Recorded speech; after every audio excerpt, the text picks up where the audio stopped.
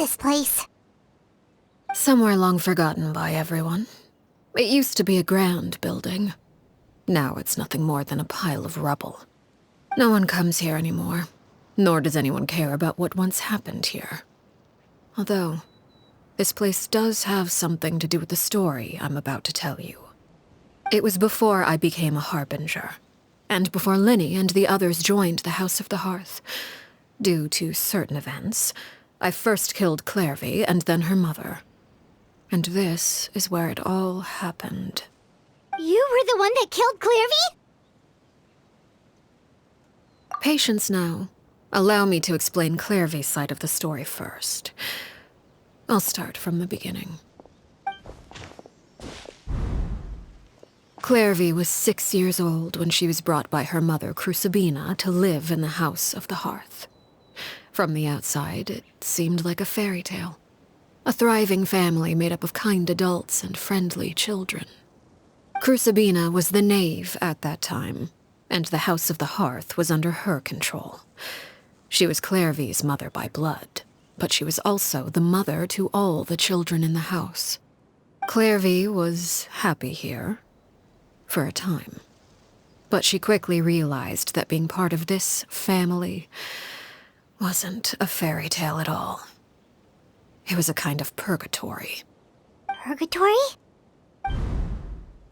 Exactly. The House of the Hearth takes in war orphans from all over Tevat. But as for how to raise them, that depends entirely on the person in charge. Crucibina came up with a novel idea.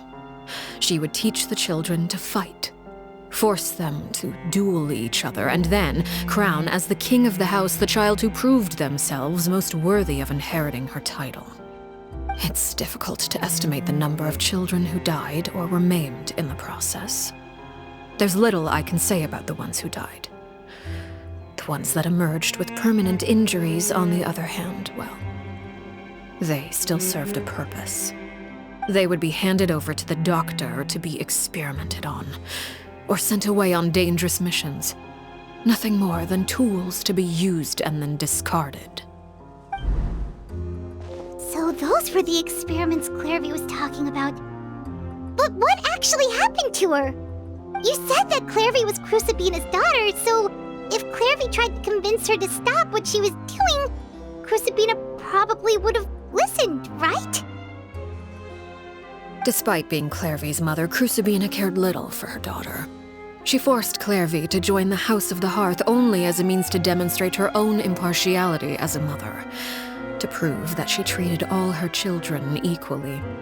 Clairvy did try to convince her mother to change her ways, but it was to no avail. After her efforts failed, the only other option was to rise up and try to fight back.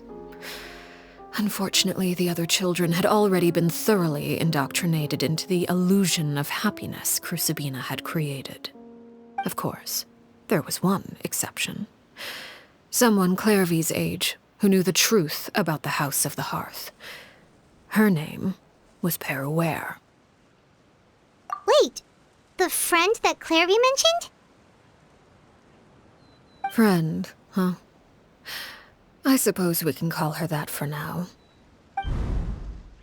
Clairvy was a cheerful and passionate person with a tenacious spirit. Peruere, on the other hand, was rather cold-blooded. Her cold-blooded nature allowed her to see through Crucibina's facade. Yet, it was also this cold-bloodedness that prevented her from acting against it. At least at first. While Clairvy longed for freedom, Peruere was convinced that, amid all the fighting and violence, she would make it until the end. Despite their differences, the two became fast friends, united by their knowledge of the truth. Clairvy told Peruere that she hoped to create a real family, where no one would be killed or sacrificed. There may have been a certain naivete to her ideas, but Clairvy proved her determination many times over. She tried countless times to run away, ask for help, or expose the truth. But her efforts only earned her beating after beating. The only thing that kept her going was her strength of will. Even with her body racked with pain, she would still stand on her tiptoes and open the window at night. She and Peruere would look out at the moon together, a fierce longing for freedom shining in her eyes. But one day that light simply vanished. Oh no. What happened? Her hopelessness resulted from a culmination of things. 10 years had passed. 10 years worth of failure after failure. She and Peruere weren't children anymore, but finding any chance to escape still seemed as hopeless as ever. It was during this time that Peruere suggested a new plan. If escaping was out of the question, why not take down the very person sitting on top of this throne of lies? Mother herself. Clairvy rejected that proposal. She claimed that, as a famous harbinger, Crucibina possessed an unimaginable amount of power. Trying to kill her would have an incredibly low chance of success. Clairvy never gave another reason, but Peruere could see it written all over her face. Clairvy still thought of Crucibina as her mother. Killing her own flesh and blood was a line she couldn't bring herself to cross. If she couldn't escape and fight back, then only one option remained. Precisely. Death was the only way that she felt she could be free.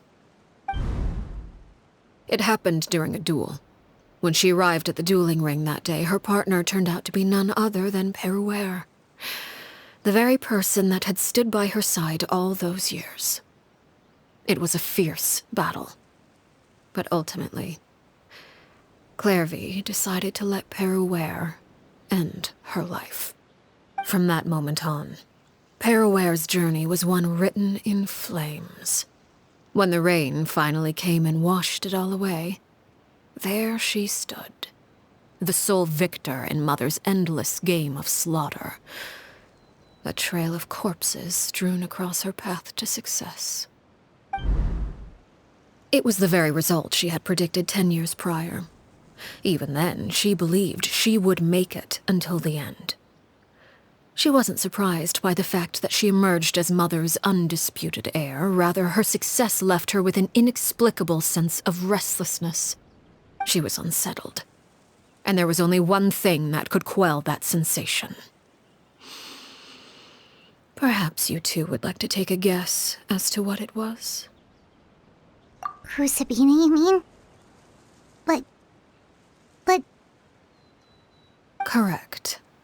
This is the place where Peruere killed her best friend. A mere year later, this is also the place where she fought tooth and nail to kill the mother they shared. The moment she acted, any conception of what was right or wrong ceased to matter. It's one of the principles of the house. Only those who survive get to write the rules. Peruere won the battle, and became a harbinger herself. After which Her Majesty, the Tsaritsa, bestowed upon her a new name. Arlecchino. So the Perry Clairvy was talking about... It was you all along. You're Peruere. Arlecchino is just a name you got later. I left that name behind long ago. I must say, hearing it now does bring back memories. After I defeated Crucibina, the moniker of Mother died with her.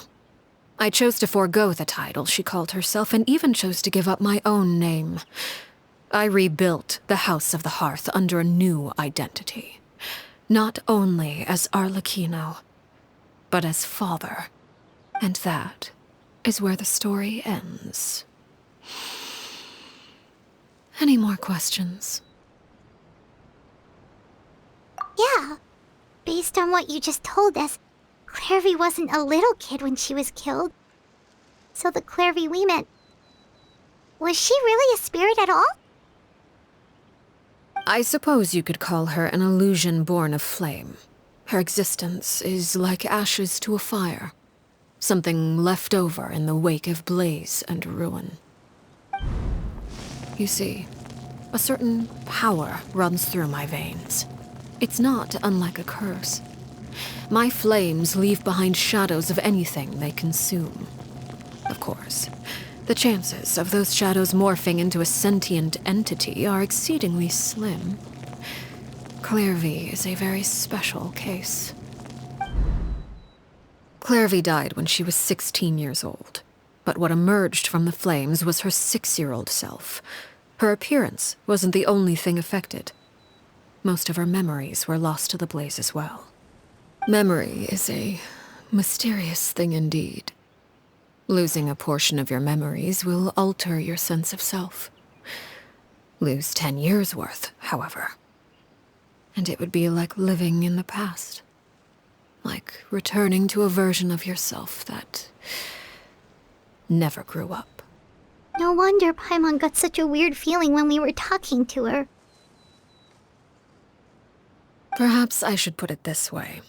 Clairvy is someone trapped in time.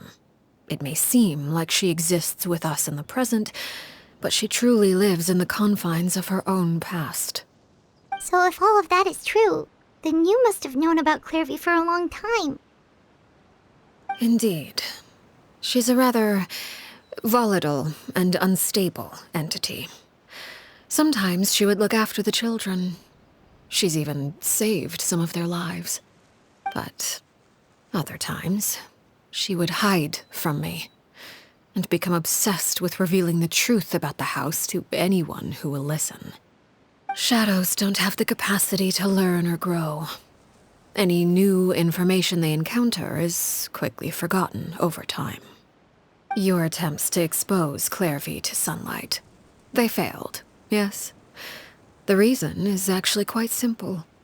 In Clairvy's mind, the house is impossible to escape, and it is this very perception that traps her there. But no matter. All I have to do is kill her again, and all will be resolved. I don't anticipate so much as a single speck of ash will be left behind this time. Wait! Paimon can understand why you might want her gone, but isn't there another way? So what if she's trapped in her 6-year-old self? She's still your friend! At least talk to her first! It's too late for that. She broke the rules, and now she must be punished. That goes for Filial and Nantoy as well. She's had quite the effect on them. I hope you understand the difference between Crucibina and myself lies in our formulation of the rules, not our policy for enforcing them. Upholding the rules without question is a trait we both share, because that is how a household should be run. Is this really what you want to do? Whatever could you mean? Don't you want to say a proper goodbye at least? Whether as a killer or as a father, there are two things that must be avoided at all costs: anger and sorrow. Anger makes you impulsive. Sorrow causes you to waver. Well, it appears it's about time to proceed. Before we arrived, I told some of my well-behaved children to bring our troublemakers here by nightfall. I do believe I've kept my end of the deal. I give your friends quite a bit more time. As for what happens now, we'll just have to wait and see.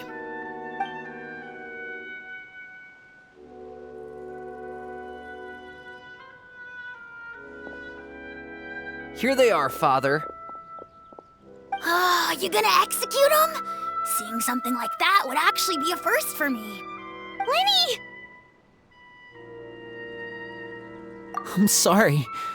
I heard about how you helped buy us more time. But I still failed. I couldn't find a way to fulfill her wish.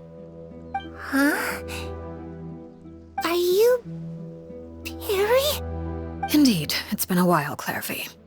Perry! Shh, stay right there. I'm sorry to postpone our reunion, but first I believe certain scores need settling.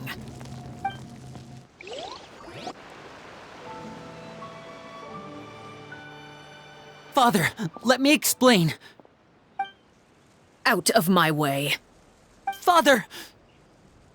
You chose to conceal a threat to the house. And for that, you must be punished. Overall, however, I suppose your wrongdoing is hardly the most egregious of the bunch, so I'll deal with your punishments later. As for right now, the more pressing concerns are the traitors among us. By traitors? Do you mean us? Father, let me explain. We didn't mean to... Fultz, why don't you share what you heard? Yes, Father. Secret Midnight Meeting number 3. Participants, Filial, Nantoi, Sato, Toddy. Nantoi clearly said, if only Father wasn't the one who took us in. Sato added, I'm sick of this life. I just want to live as a normal person. Filial was the worst of them all. She called us crazies and said a bunch of mean things about Father. I did not! You're lying! Fultz is trying to frame us! It's not like I'm the only one who heard those things. After that, you and Toddy and a bunch of other people started talking about Clairvy. You were using all those things Clairvy brought up as an excuse to question Father. We're birds locked in a cage. The only way out is to destroy it. That's what you said, wasn't it? You little... You just want me gone, don't you? What did I ever do to you, huh? And you, Sheplo, have you forgotten who stood by your sickbed, watched over you, and changed your dressings? Come on, let's hear it then. What's your reason for all this?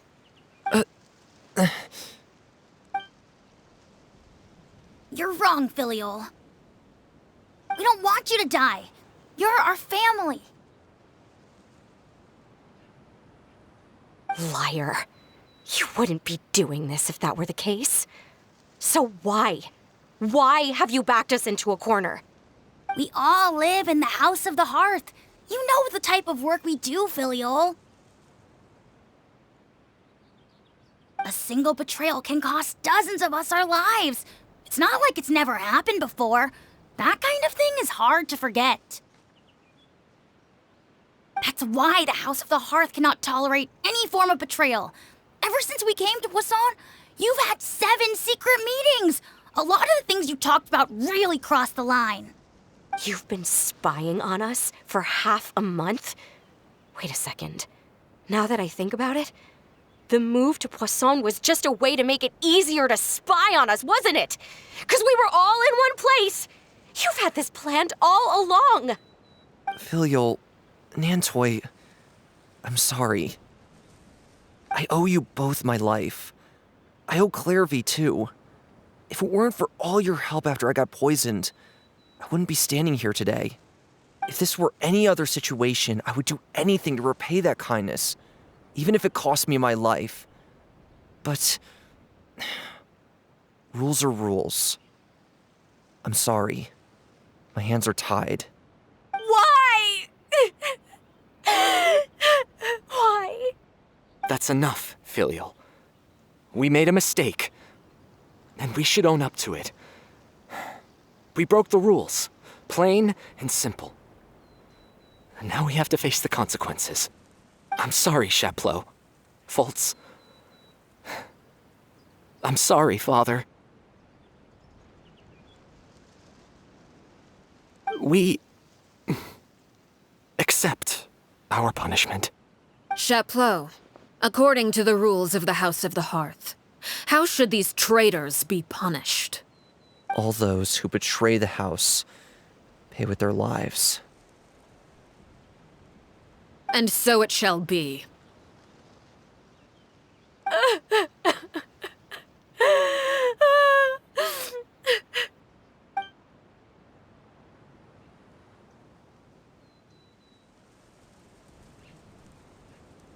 Father, please wait! Something you want to say, Linny? Please reconsider, Father. What Filial and the others did, does it really count as betrayal? We all come from broken families. From the very first day we joined the House of the Hearth, we wanted nothing more than to make it a real home. But the truth is, none of us know what a real home should look like. I'm not saying I have all the answers. All I know is this. Killing Filial and the others may uphold the rules, but doing so will only bring us further away from being a real family than we've ever been. So please, Father, please reconsider. I agree with Linny. Father, please. Linny, you...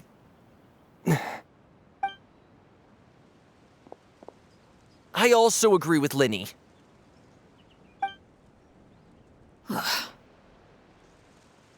An order once given cannot be rescinded. However, given the extent of your determination, I suppose we shall have to go about this a different way. Draw your weapons and face me. Our weapons? Father, are you referring to a duel? Precisely. The rules of the house will not be altered. Traitors must be punished. However, resolving disputes with a duel is also one of our rules, one that also applies to me. Demonstrate a sufficient showing of strength, and I shall offer a concession. Wait. Beat Father in a duel? Impossible. Father is way too strong, even for Linny.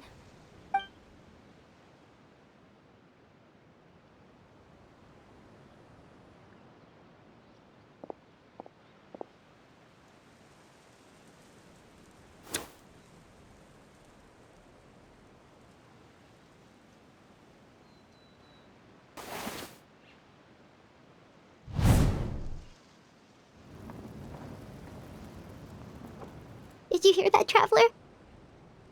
Lenny and the others have to duel the knave. What should we do? Can they really win something like that? If they lose, those people from the house are really gonna be executed.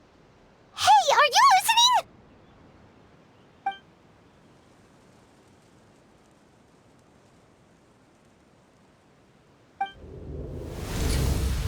Don't you want to say a proper goodbye at least? Anger makes you impulsive. Sorrow causes you to waver.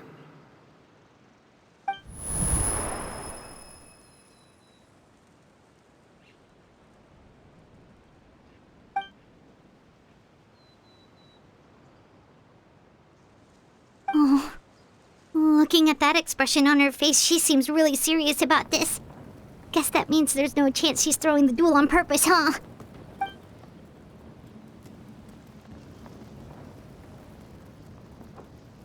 When guests are around, families are often on their best behavior.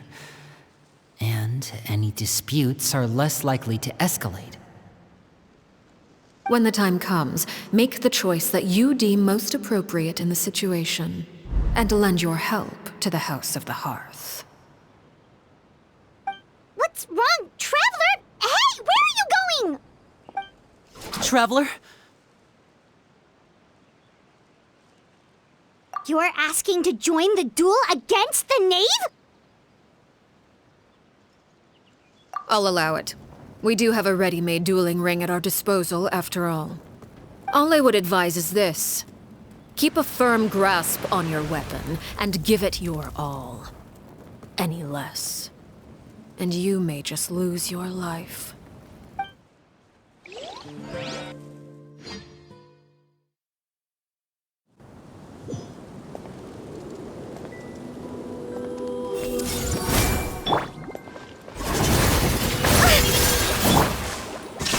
Is it my turn now? Yeah, no time to lose.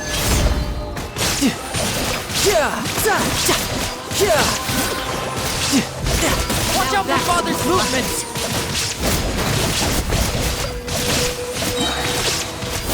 Couldn't let your guard down. With the fall of darkness, destruction shall rise. Let's move out. Have a taste of purgatory. Father's even stronger than I expected.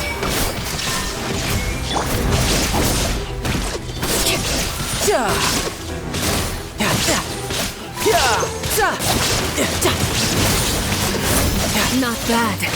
You've proven to be a worthy opponent No after time to lose. Try to pace yourself.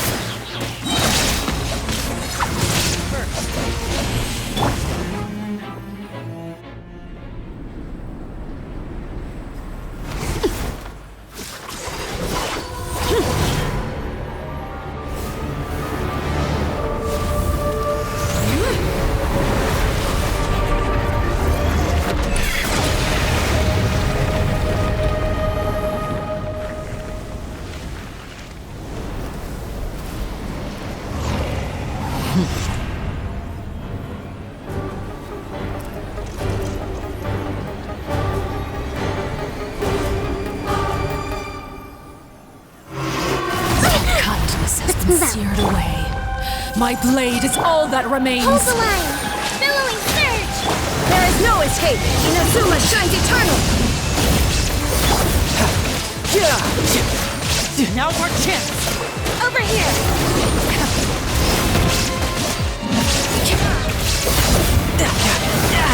Amateur. Sometimes it's only the beginning.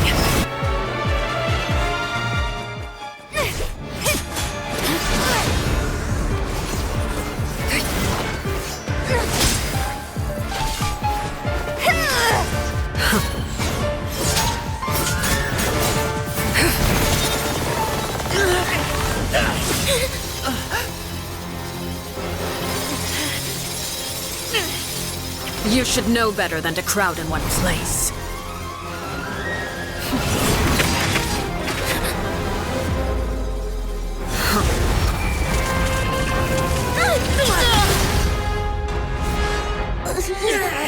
Oh, I know. No! I'm sorry, Father!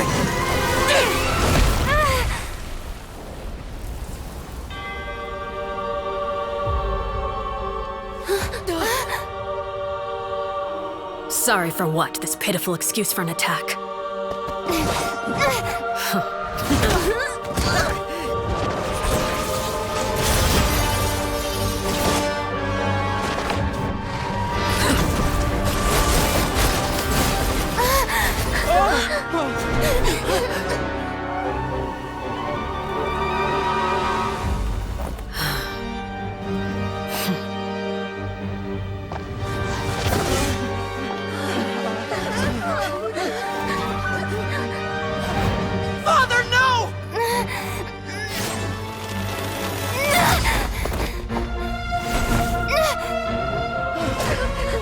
Made it out, did you? You're stronger than I expected.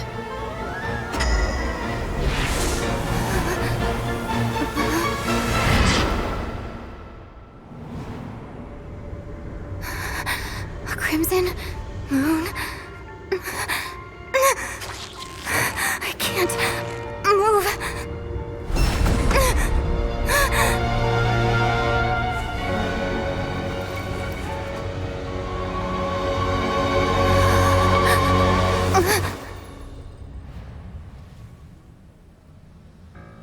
Still, not strong enough to beat me.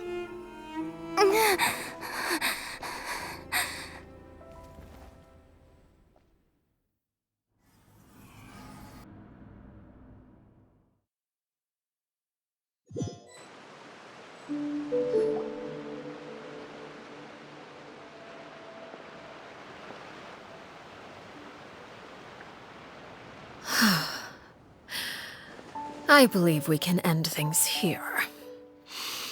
It's not often that we get to enjoy the company of guests, after all. We wouldn't want things to get too out of hand. Brother, are you all right? Lenny. Given that I am the victor of this duel, as agreed, the punishment stands. No! I never thought things would end like this. However, everyone involved in the duel demonstrated a remarkable level of strength and determination. In light of this, I'm prepared to change the method of execution. Elwar, the bottled flames I gave you for safekeeping. Do you still have them? Yes? I wasn't sure what they were for, but I've kept them super safe. I didn't lose a single one. Wonderful. Then, in just a moment, I'll have you administer them. Bottled flames? Indeed. They're the product of a secret experiment. Under certain special circumstances, flames can be extracted from my person and preserved. Once ingested, searing pain will spread across every inch of your body. No harm will come to you physically, but your memories will be burned away. If you can withstand the pain, when you awake, You'll have forgotten everything you know about the House of the Hearth, and will be expelled from the organization. In other words, administering this concoction will kill the version of you that grew up in the house, and give you a new identity.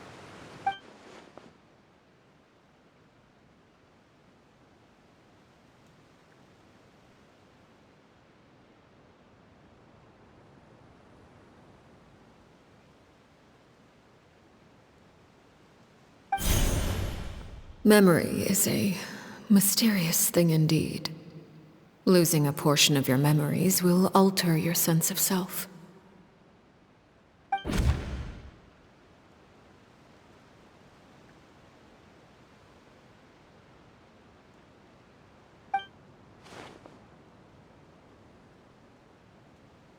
So, you're just letting us go, Father? You misunderstand. Memories are extremely important. Once consumed by flame, the version of you standing before me will die, and our secrets will die with you. So no, I don't intend to just let you go, because the person who survives will be nothing but a stranger. Even so, I won't have to live in fear anymore. I'm sorry, Father. I'm sorry I let you down. But I really... Don't cry, Filial. You haven't left the house yet, so there are still rules to be followed, yes? Remember what I taught you. Anger makes you impulsive, sorrow causes you to waver. Don't let yourself be controlled by your emotions. Of course. I'll remember. Dry your tears, and go pursue the life you really want. Yes, Father. Chaplot, Foltz, Elwar, take them back to Poisson. And bring Linny and the others as well. I prepared 3 extra vials of bottled flames. As for whether to take them, the choice is yours. Goodbye, children. The next time we meet, I will no longer be your father. Thank you for all you've done for the house. I hope you have bright futures ahead of you.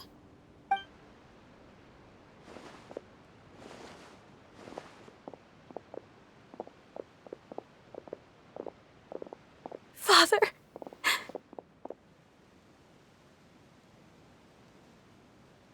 Let's go.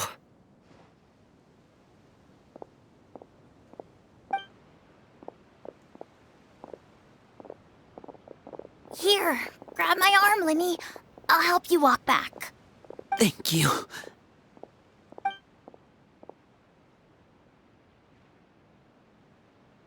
Clairvy.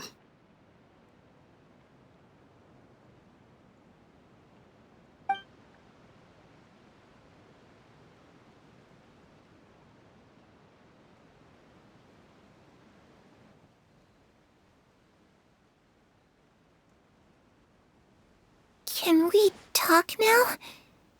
I've been waiting for a super long time. You really are Perry, aren't you? I haven't seen you in so long. How come you're all grown up? Wait, did I somehow travel to the future on accident? Or am I dreaming? What a long dream. Neither. You died, Clairvy. That's what happened. You could have at least sugarcoated it a little. Look, she's done speechless. Oh. Okay then. Huh? That's it? You accepted it just like that? Yep. If that's what Perry says happened, then I believe her. Perry wouldn't lie to me. Plus, I don't really need to know why I'm like this. I'm more curious about what happens in the future. If you're a harbinger now, Perry, that means Mother is gone, isn't she? Can you tell me about it? I want to know what happened to her. And to me. You never stopped trying to defy fate. At first, no one believed you. you could only vent your frustrations to the moon. In fact, you often sought comfort in the night sky. You wanted to see the aurora, so one night we promised each other we would go to Snezhnaya to see it together. Later on, you tried to run away, but you were brought back each time. Mother spared your life, but it wasn't out of kindness. Instead, she decided to make an example of you by slowly torturing you over time. That way, the other children would know what happens to traitors. Still, you never gave up. Mother hoped that through ruthless duel after ruthless duel, she would be able to crown an ultimate victor among the children she raised. But you called on everyone to unite, to fight to a draw in order to reduce casualties. Your efforts may have only delayed the inevitable, but still. You gave them hope. You tried everything you could think of, but every attempt ended in failure.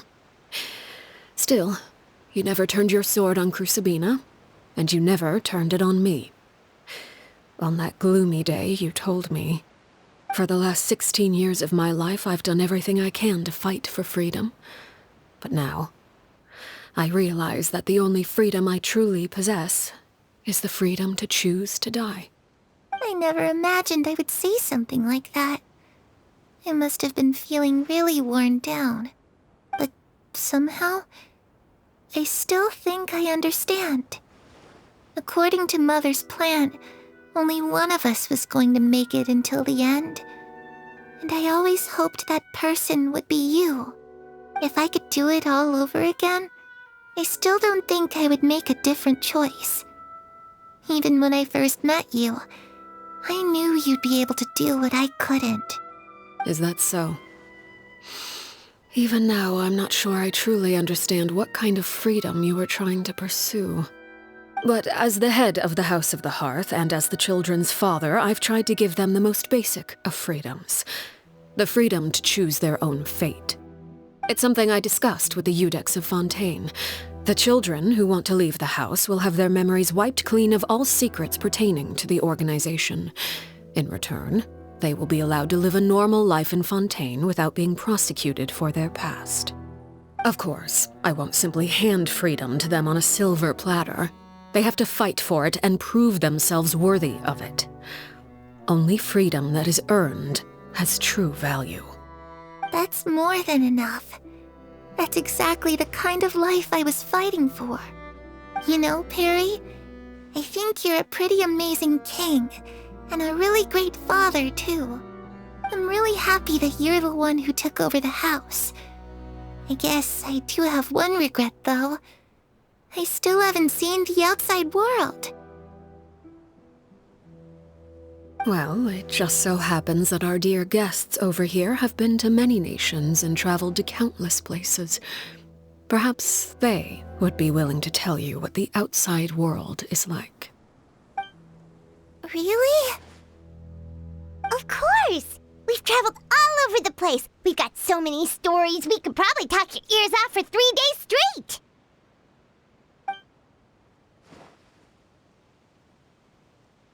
You know, I used to dream of being a bard. Playing the lute while singing into the winds of freedom. Even if there was no one there to listen, I would have continued to sing no matter what. Ah, that's where Mora comes from. I never knew that before. If I had some Mora, I would buy 3 new dresses. One for me, one for Perry, and one for Mother. It's just too bad Perry doesn't like wearing dresses. And Mother, well, she probably wouldn't accept something like that either. I guess I'd just have to keep them all for me then. I could wear a different one every day. Those yokai you mentioned, what do they look like? I once saw a drawing of this one guy with horns on his head and a super scary face. Are there any yokai like that? Oh, sounds like you're talking about an Oni. Yep, we've met one, and let Paimon tell you, they're not nearly as scary as they look. I was always too afraid to skip Mother's fighting lessons. But at the academia, I bet you could do all sorts of secret things in class.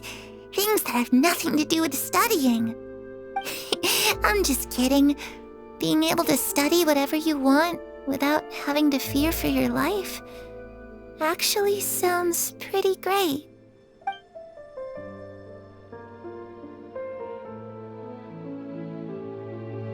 The situation was super dangerous. Lenny and Lynette were accused of committing a crime, and they were going to have to stand trial at the Opera Epicles. Oh no!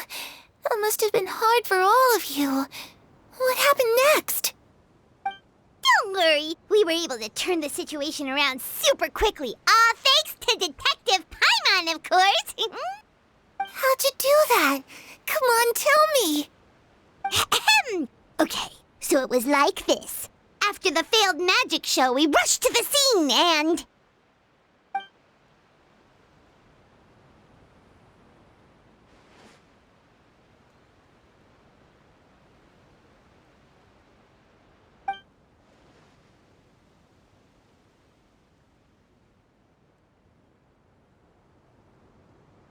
Shadows don't have the capacity to learn or grow. Any new information they encounter is quickly forgotten over time.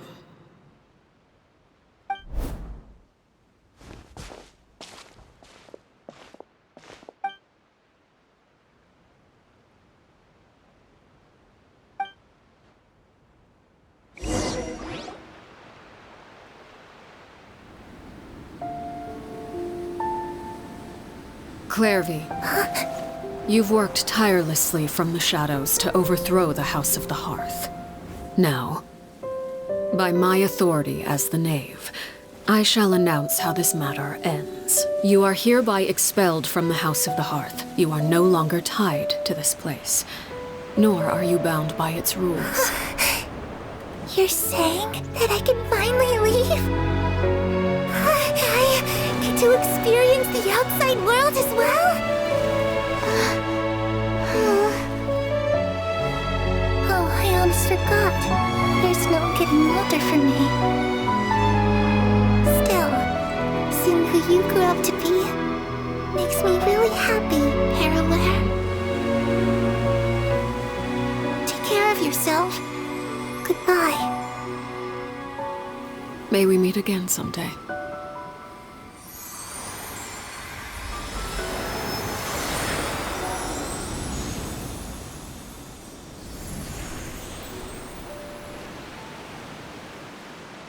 Clairvy. She left so soon. Paimon didn't even get to finish her story. I also have certain sentiments left unsaid. I wanted to tell her that the aurora I saw in Snezhnaya was just as beautiful as the ones in the pictures. But a shadow's memories reset at dawn. Had we delayed any longer, we wouldn't have had the time to say goodbye. Whatever regrets may linger, let them be lost to the coming of a new day. Father? It's Linny! Hey, Linny!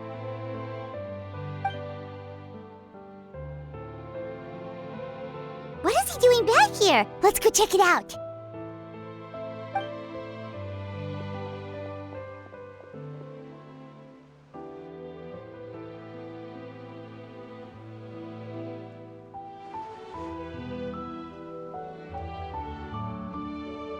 Father, the bottled flames have been administered. Filial and the others have left the house. And you? What have you decided? Thank you for giving us that choice, Father. But we never wanted to leave the house. It's the only home we've ever known. Lynette and Fremine feel the same way. They're recuperating back at the Hotel Bouffe Tété. But I decided to come back and tell you where we stood. I'm sure you're well aware of the expectations I have for you. I want you to follow in my footsteps and become the next king of the house. Yet you seem to have different ideas. I must admit, I'm rather surprised by your decision to stay. There's nothing wrong with choosing to live a quiet life. Leading this organization is a heavy responsibility, one not so easily carried by someone forced onto the throne. I just never understood what you saw in me. What made you believe I was deserving of that throne? You're brave, talented, and, most importantly, you cherish your family. You would do anything to protect them, even if it costs you your life.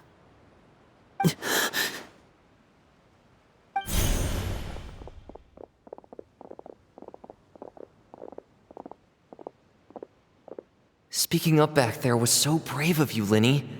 It's all thanks to you that we were able to convince Father to back down.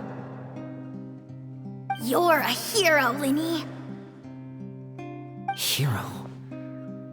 Father is the real hero. Had Father gone all out during the duel, there's no way I would have walked away with my life. She must have had it all planned from the beginning, from the very moment she suggested a duel. I'm not deserving of that title. I'm not strong enough or smart enough. You're wrong. In my opinion, all you need to be deserving of the throne is conviction and the necessary strength to act on it. We may have different ideas of what it means to be a family, but you can hardly be said to lack conviction. What you truly lack is strength. For someone of your talent, though, that's something that will come with time. Even without that strength, you still chose to face me in a duel, even though the odds were stacked against you. That capacity to honor your convictions is what I truly see in you. Father.